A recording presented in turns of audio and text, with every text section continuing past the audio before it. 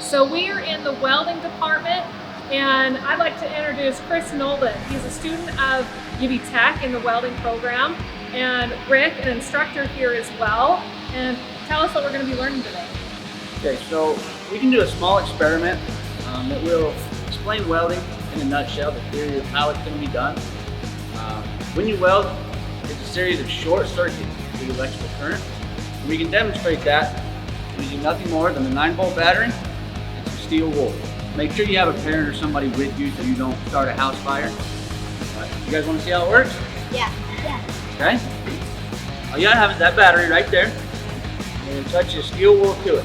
And it's going to create a short circuit, and you'll see the reaction happen right here. See how it starts burning?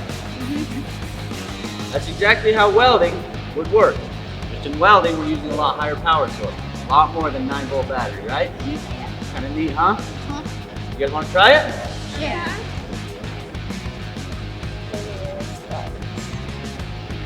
Can you get that going just a little bit?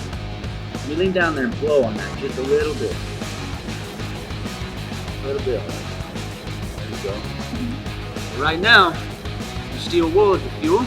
The heat source is coming from our 9-volt battery. When you blow on it, you're introducing more oxygen into the mixture.